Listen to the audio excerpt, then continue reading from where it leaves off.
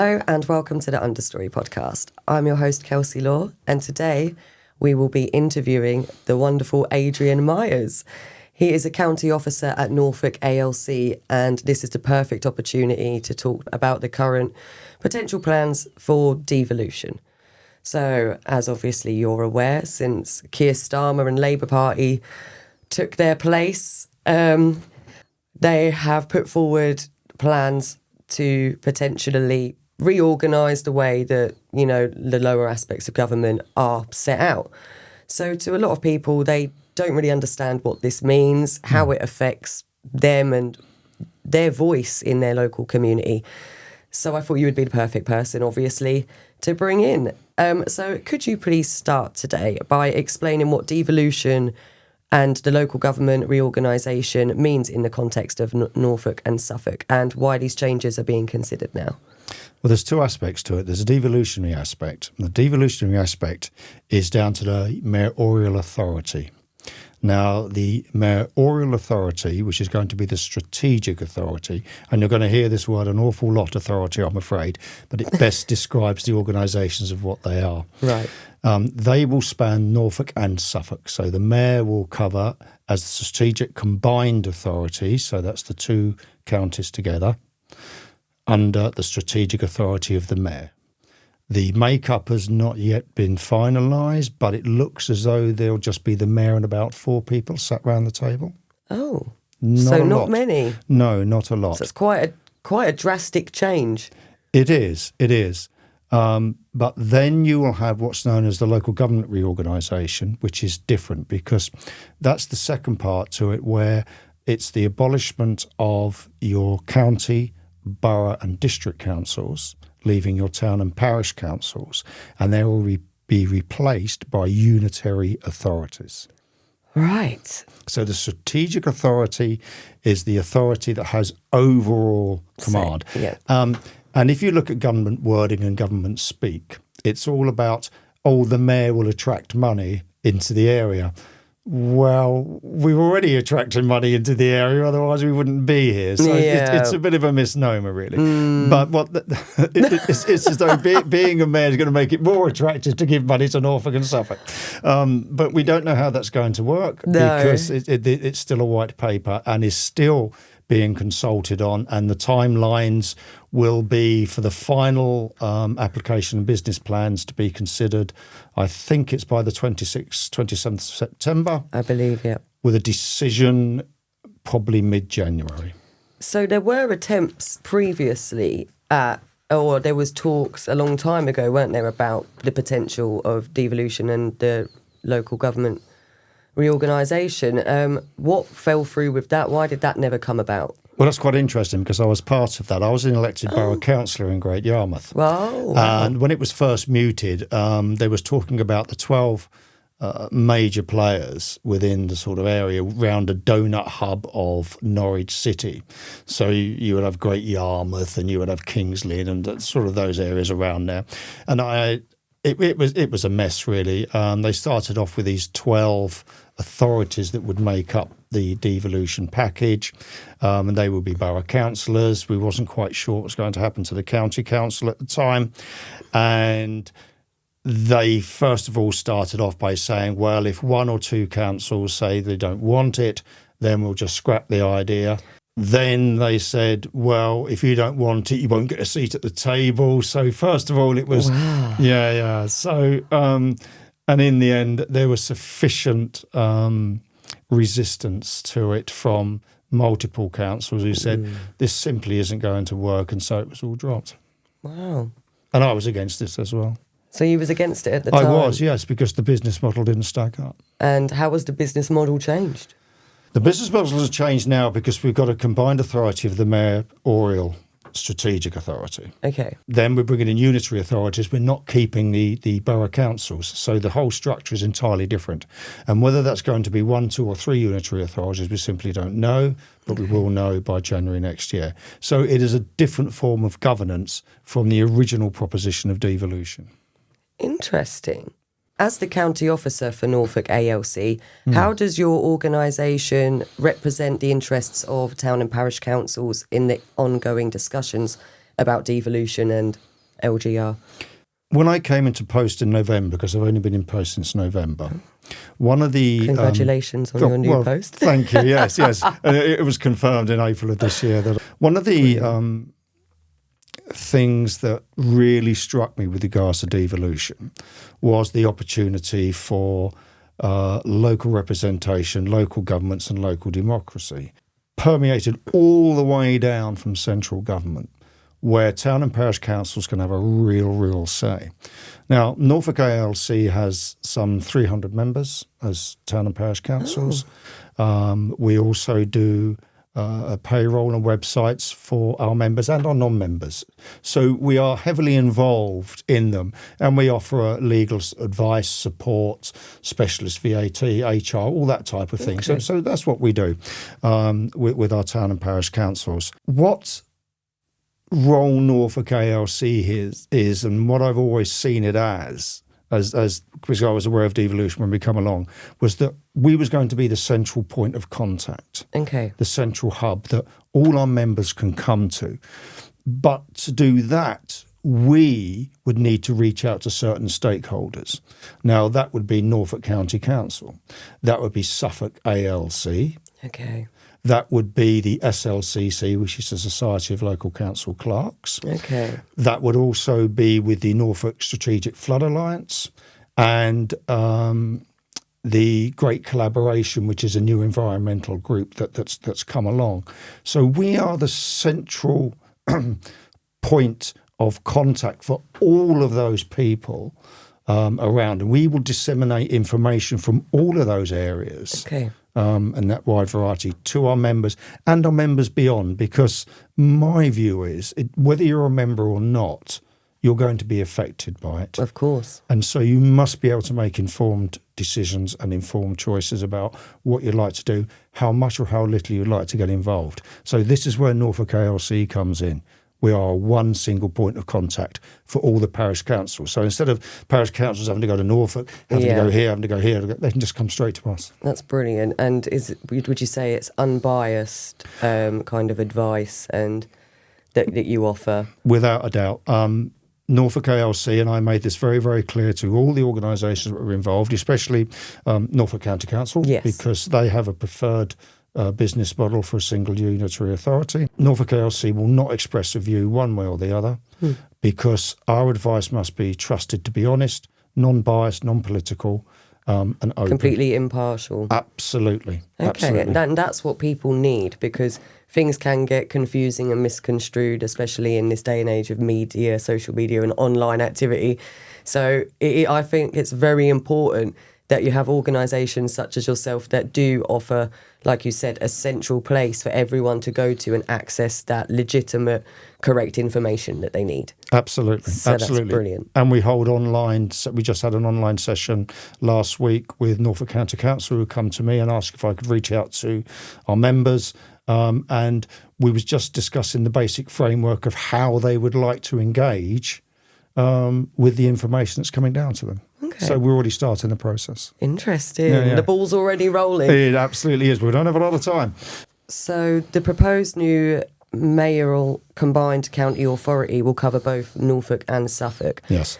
So how do you see that affecting things like transport, economic development and health improvement? How do you see this new layer of governance impacting local decision making for the smaller councils? It can go several ways. One way could be where the combined strategic authority will have control over education transport. Let's make no mistake. This devolution and local government organisation is all about creating growth within an area. So if you wanted to build a road from North Norfolk to southern Suffolk, you don't have to go through all the authorities. You can just do it because you're in charge. You control a strategic view to do that. Rather than having to liaise with other councils and then with, say, national highways as well. Yeah.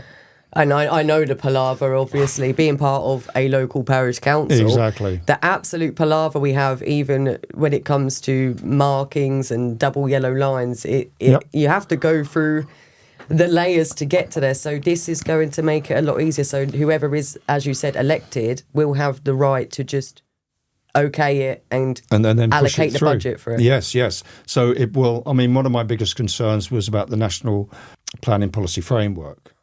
What would happen to that? Is that going to get ripped up? What's going to happen to the neighbourhood plans that are already in place? Are they going to be overridden? We simply don't know those answers yet. So this is where Norfolk ALC comes in, because what we've got to do is give a collective voice to the town and parish councils, who will be having to deal with the decisions made by the combined strategic authority and the unitary authority. And they're the ones who are going to have to deal with those decisions, or the impacts of those decisions. So will the new local, so say Heverset Parish Council, would the current elected members need to be re-elected into it? No. What will happen is you have your district, borough and county councils. Yes. In 2026 is the mayor. 2027 there will be the elections for the shadow unitary authority, whether it's 1, 2 or 3. Right. And if you have a county councillor who's a county councillor and a borough councillor, there will then be a strategic authority member. So there'll be triple hatting. Oh. Does their pay go up? I hope not.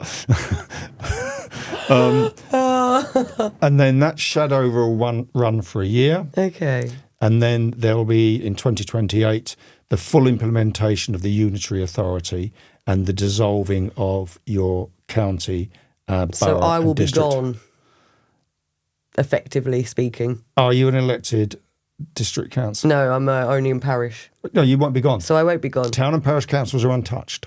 Oh, okay. Because they don't cost anything. Oh, no. Because they raise money through the precept. Whereas town, county councillors, they get allowances, they get expenditure. Yes. There is running costs with regards to the executive, so your CEO and whatever. So those are administrative costs that town and parish councils, certainly parish councils, don't have to the extent that the others do. No. And this is where Norfolk County Council is saying where the savings will be made. So you will have far fewer people sat around that table at the end of the day. That's the plan. Yeah. Okay. It won't work. Why won't it work? Because you need those people to administer policy. So what do we do? Keep calm and carry on. Just keep plowing through and hopefully find a way, yeah? The experience of other councils who have devolved and gone unitary is that, in fact, their bureaucratic load has increased, not decreased. Because there's less of them to take on the workload. Exactly. So they're going to be spread rather thin. There is issues about frontline workers. There's issues about the executive you've got now. There's issues about whether you're going to lose those skill sets and experience that have been there for many years. It takes time to build up experience in running large organisations and when you're running a budget of 150, 200 million pounds, or even more so. You need someone skilled. You need somebody who knows what they're doing. So based on what you've heard from local councils, what were the key concerns expressed and what were the key hopes that were expressed by Norfolk's communities during this process? Feedback we're getting at the moment is that there's major concerns that what will be left is town and parish councils will be roughshod over in this drive for growth. Their concerns, their local knowledge, the impacts on their communities will not be heard, and they will then not be part of the decision-making process. And that is a genuine and a valid concern to have. If you've got a mayor, where's the mayor going to sit? Is he going to sit on the board? Or I don't know where he's going to sit. Or she's going to sit, I do apologise. So I don't know where the mayor's going to sit. And where is the strategic authority going to be based? Where are they going to be? And how accessible are they? How much engagement is there going to be with local town and parish councils? All of these questions have not been answered. The major concern that comes through is that you'll have a small parish council that might have a bypass built next to it simply to drive this growth mechanism, or there might be a development that is what's seen as good for growth and good coming in, because housing's always a good money spinner because you get council tax and you get building and you get 106 money and all that type of thing. So and you know it's a perennial good. It's like cars. Cars are always a good thing to tax, aren't they? Because everybody has one. So there are concerns that they will lose control. Now, parish councils don't have a lot of control with regards to planning anyway. No. They can only object or do nothing, really. Make a comment. Or, make a comment. That's pretty much all we can do. Or town councils do. Another point is about asset transfer. Will there be sufficient funds to run the asset transfer? Will there be sufficient expertise within the towns or parish councils to run those assets? Will those assets be foisted upon them, or will they have a choice of whether to take them on or not? So that's another string to it. My belief is that I'd like them to be able to take on assets that are properly funded. There was, I think it was in Northampton, that a town council took on a building that was costing the district council £200,000 a year. Oh. The town council has done a magnificent job on it, and the running costs are 10 grand. And it's not the building, it's what goes on inside it that matters. And so they've utilised that building to its full potential and cut those costs by £190,000. That's incredible. Yes, and they provided a community asset. And this is one of the key factors. And it is a clear message from Norfolk County Council that if town and parish councils are looking for any financial input, they're going to have to become professionalised. Okay. And they're going to have to be able to put forward sound business plans for what they want to achieve in their local communities.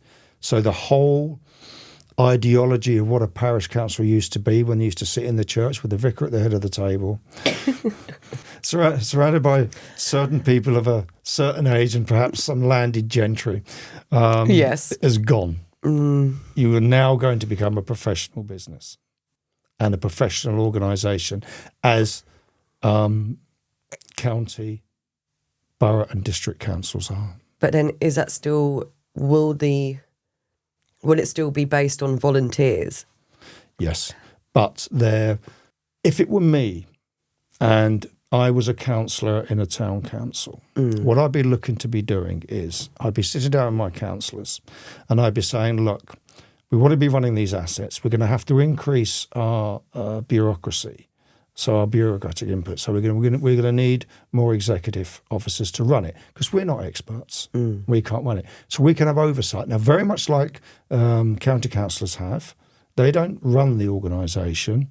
Tim McCabe runs it. He's the chief executive officer, and he runs it through directors and strategic directors within the council, and then they have a strategic plan, then they work together. This is what town and parish councils are going to have to start developing. I mean, not on that level, of course. It might be just one or two employees, but those employees will need to be skilled. They need to know what they're doing, and councillors will have to start trusting them. That's going to be interesting alone. It is. Then that's got to be financed, and you cannot simply finance it through the precept. Right, so that's got to be financed separately. It should be financed separately, and in my view. What are the positives that you've heard, though? Key positives that people are looking forward to? One thing that we're doing is that we're advising parish and town councils to think of clustering. Okay. So you could share a resource. So if you brought somebody in, so say you got 10 parish councils within a 30-mile radius of each other, because there are those that exist.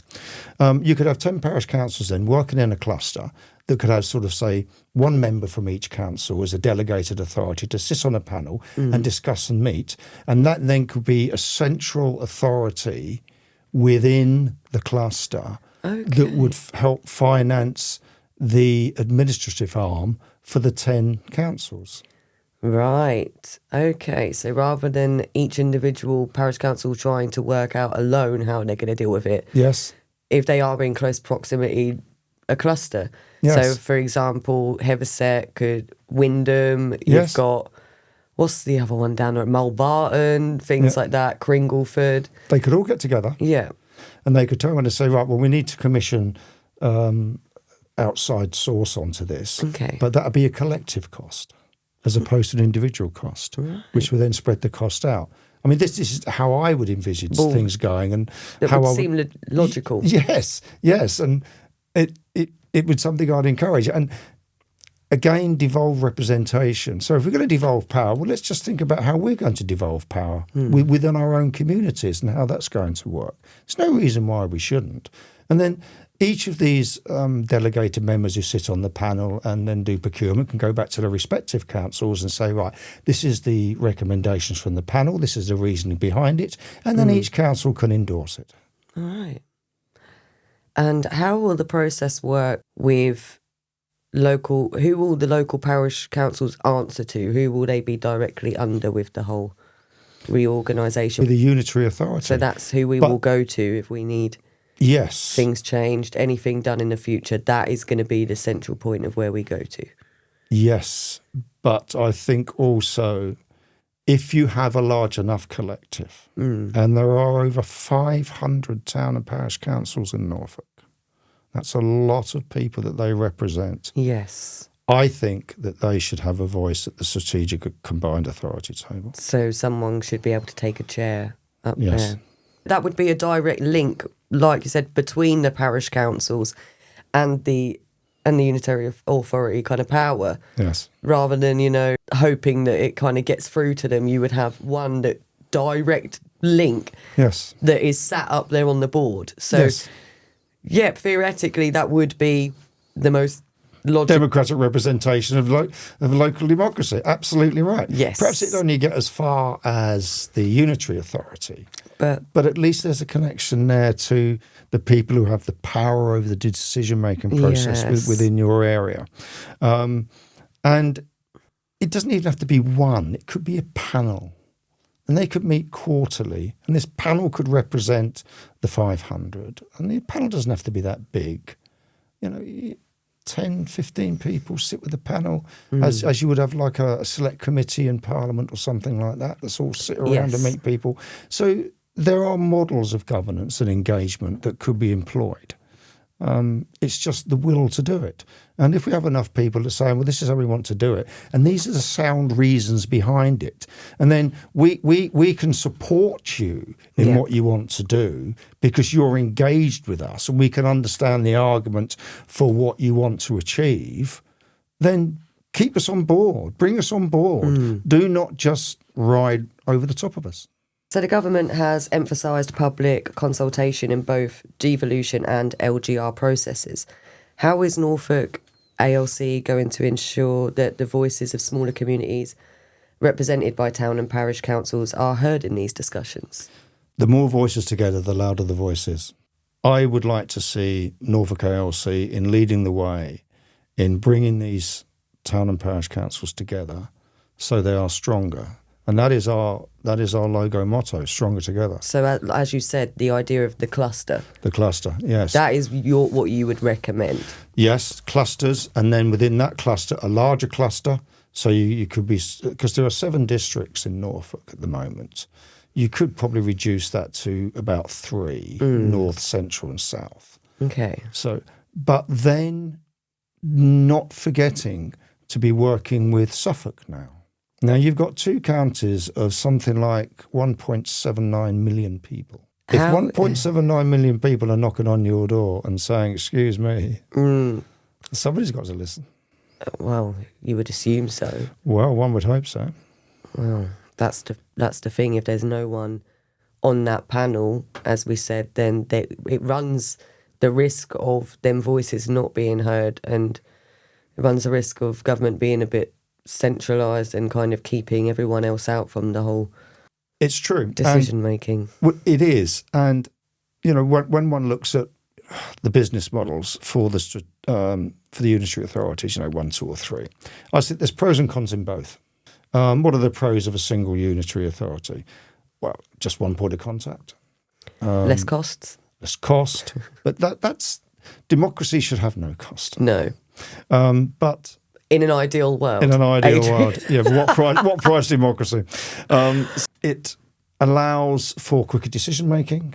It allows for a centralised view of going forward.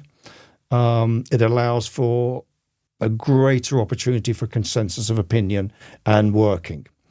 The downside is that there'll probably be more remote. There's only a single point of contact.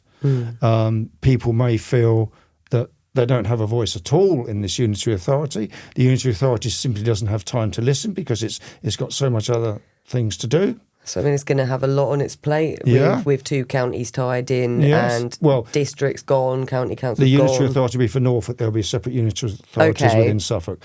But Norfolk's a huge area. But the mayor will be covering. But the mayor will cover both. Yeah. So he's a combined strategic authority. So again, that's the cons against it. What are the pros for, let's just say, a 3-part unitary authority? More local engagement because it will be split up into the areas of Norfolk. Greater opportunities for people to have a voice, greater representation of that area. People will be able to engage more within their area. Because they have a sort of local unitary authority. So you've got one in North Norfolk, it doesn't have to worry about South Norfolk. The cons, of course, is that you'll end up with siloing. You could end up with North Norfolk being very precious about how it wants to spend its money and say, well, I don't want that going to Central or Southern Norfolk. And so you end up with siloing. And if you end up with siloing, you could end up with repetition of, not repetition of resources, but repetition in the way that resources are spent. Yeah. As opposed to having a single unitary authority will just spend those resources once, where these resources might be spent 3 times. I'm not saying it would happen, but it's a possibility. Okay. So this is why it needs careful consideration about how it's going to work. Careful planning. The key is how it's going to work and how that engagement and public expenditure is going to work. I need to see the business plan. And that's all still kind of being... It's nowhere in sight. Solidified. Where is it? Suffolk County Council has highlighted its 1.8 billion debt as a factor in favouring the single unitary authority. How do financial pressures influence reorganisation debate in Norfolk, and what safeguards are needed to protect service quality? Well, interestingly, Norfolk County Council as a whole, which is a Conservative run council, has put forward the business plan for single unitary authority, and the main thrust of that plan is financial savings. I think 36 million or something like that, they're saying. Okay. I think that figure's right. And then I think for 2 unitary, it's 12, and then 1, it's 9. I think those figures are correct. Right. But so drastic kind of... Well, that's based on their figures. And if you want to put figures together to make your case, then it all depends how this figure has been put together. Now, I'm not saying those figures are wrong. What I'm saying is I don't know what the criteria was for setting those figures and what those figures are based on. Are they based on less staff? Are they based on less cost? Well, I don't know what the costings are based on. They've actually done a lot of work on this, to be fair to Norfolk County Council. They put a 500-page consultation document out that they've finished. It is reduced into a 5-page document, and it is on our website. I'll take the 5-page one. Yeah, I'll give that one. Take the 5-page pre-sale, yeah. So they did do a lot of work, so to be fair, but it's a hard read. But I can imagine. It puts it out. So they have done a lot of work in putting together the financial argument. £36 million in savings. There's 2 parts to that. Norfolk County Council has a £44 million black hole. How? Where? Because of years of being underfunded by central government. Right. So how is that going to work? 2 ways. One, you could restructure the debt. So you could restructure the debt as opposed to, right, we owe this money to central government or whatever, we're running at a loss. So you could restructure the debt over a longer period of time. Okay. You could restructure the debt in your business plan by funding it through growth and application within your areas. That would seem logical. Well, that would be the logical way to go forward. And so instead of being stuck where you are with what you've got, there's an opportunity for the combined strategic authority to say, well, look, if we want to get this debt down, then we need to bring this in and we need to bring this in, and we could do that. So you could restructure the debt. Okay. One of the questions I asked was, okay, you've got these savings, £36 million. Will those savings stay in Norfolk? Or will they go back to central government? That's a very good point. As a cost cut. I've been assured that those savings will stay in Norfolk. Yep. Brilliant. That is a big concern, obviously, when you're making savings. As you said, Norfolk's already underfunded. So we're making all this effort at making savings, and then we don't even get to keep that. That would be ludicrous, not being able to keep that in the county, and that just goes off to somewhere else. So yeah, that's amazing that's been that's safeguarded in with Norfolk. Yes, so that's brilliant. How that works is the view is that the money's already spent, because that's your cost. So that's your saving on your cost. So because you've saved it on that cost, then that cost saving can be spent elsewhere. But that will stay within Norfolk. Brilliant. And of course, there's always we can reduce services to fill the hole. I wonder what services they'll reduce. Adult care is a favourite.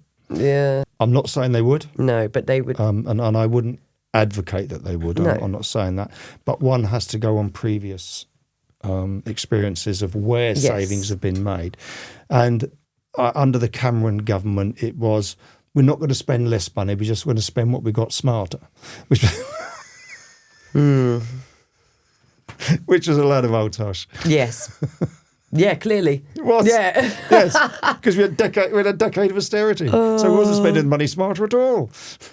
We was just getting less and less of it. And what we had was being spent more frugally. And there's what's known as definition of the needy, isn't it? And you can continually redefine.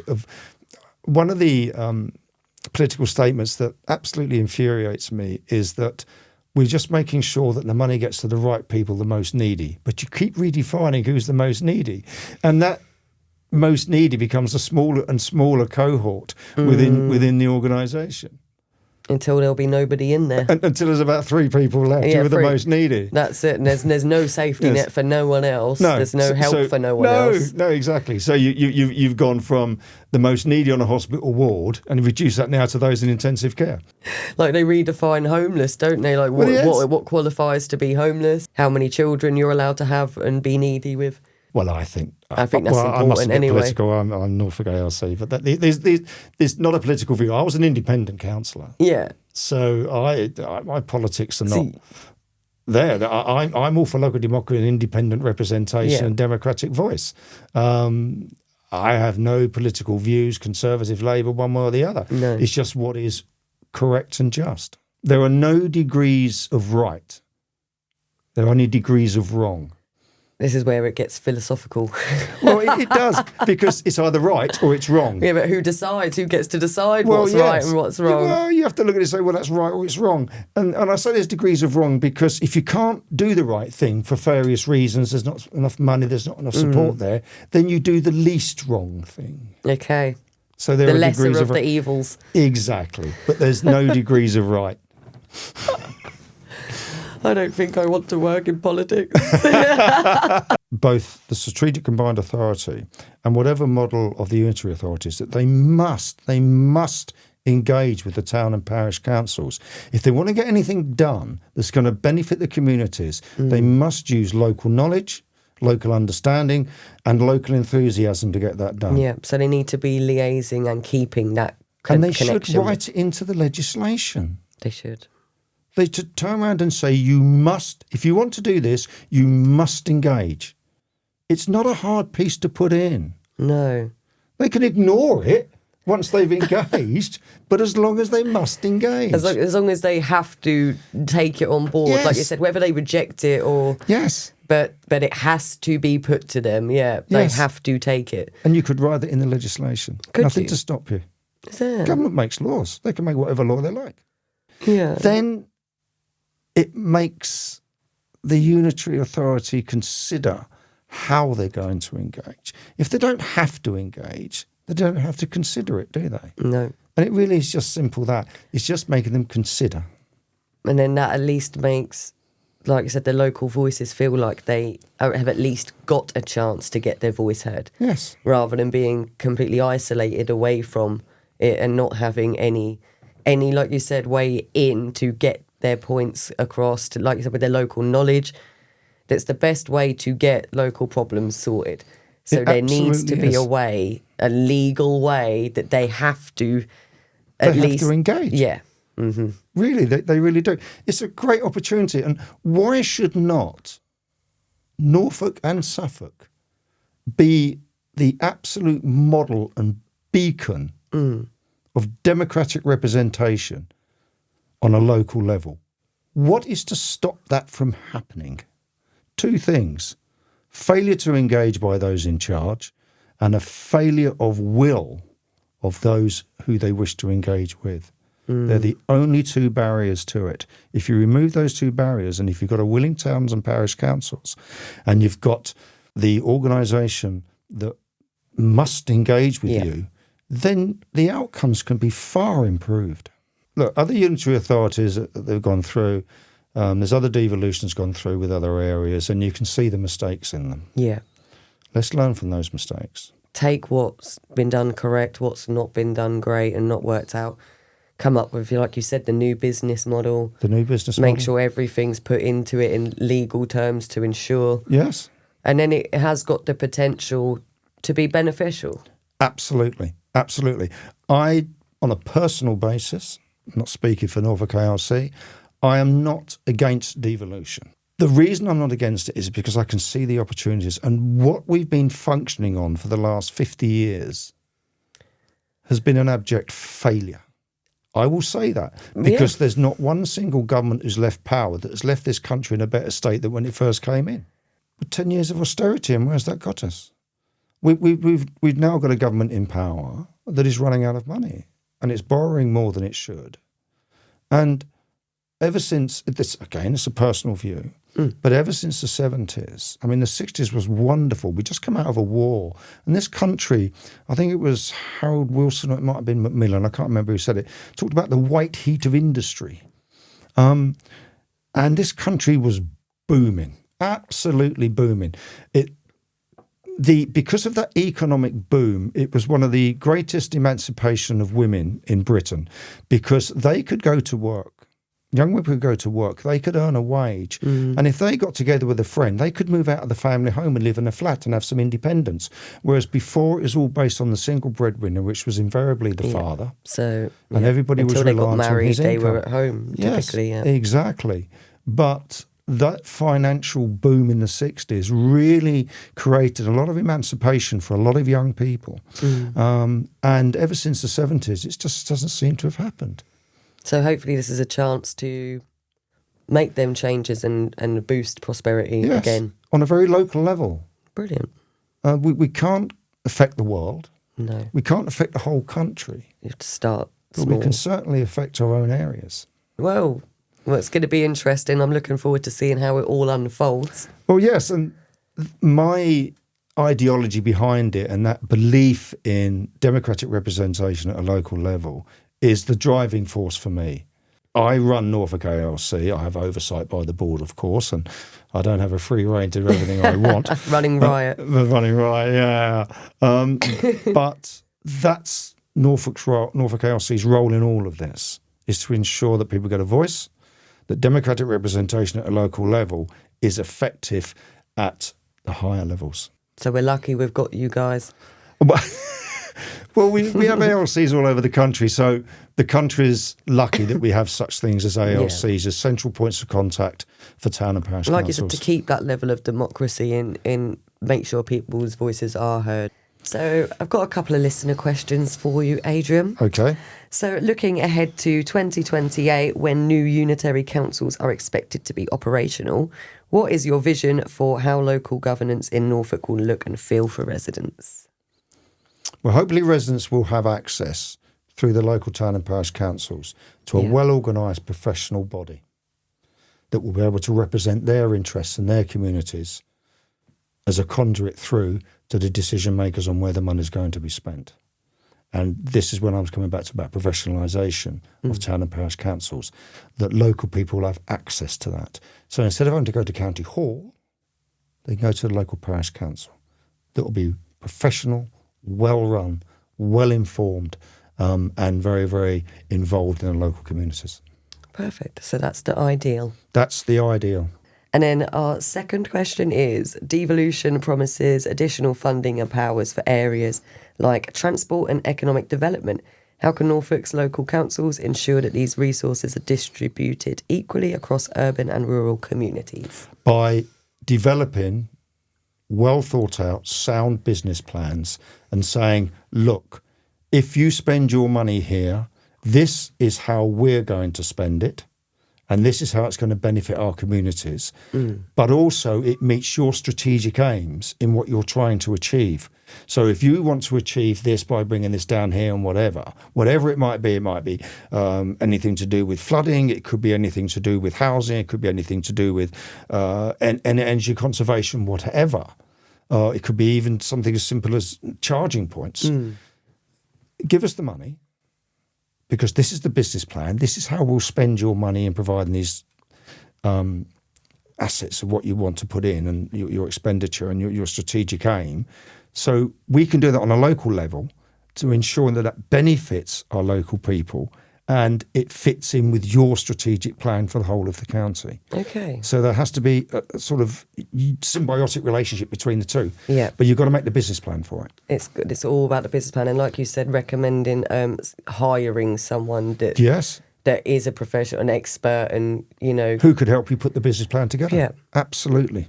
Well, thank you very much for today, Adrian. Oh, it's been a pleasure. Thank you. I've really enjoyed having you here and you've answered everything perfectly. And I feel very clued up now, and I do feel a lot less panicked because I know when it all came into effect, a lot of local parish councils were like, is Starmer doing away with us? Are we done? How's anyone going to know what's going on in this village? So I'm very much excited to give them this information, to say, don't panic, we need a good business model, we need this, and hopefully other parishes can learn from that. As you said, if it's done correctly, it's got the opportunity to be really beneficial. It absolutely has. And town and parish councils need to know they're not on their own. They have a central point of contact through the association of what we are. Yes. This is what we're here for. We are solely here. We're not for profit. No. And we support town and parish councils. And we will do our best, especially whilst I'm CEO, it's a rather pretentious title, county officer. Whilst I'm county officer. You are, technically. I guess you do both. Technically, I do both, yeah. But whilst I'm county officer, it's all about empowerment of our town and parish councils, making sure they get a voice and making sure they know how to get that voice heard. That's key, and that is what I'll be driving at all the way through the line. Brilliant. I love that, Adrian. Thank you very much for joining me today. Well, thank you for inviting me. It's been an absolute pleasure. No, it's been lovely to have you. And thank you to our listeners for joining us. I hope that helped answer all of your questions as well. Stay tuned. Make sure you like, subscribe, and share with everybody that you think needs to know this information as well. And we'll see you next time.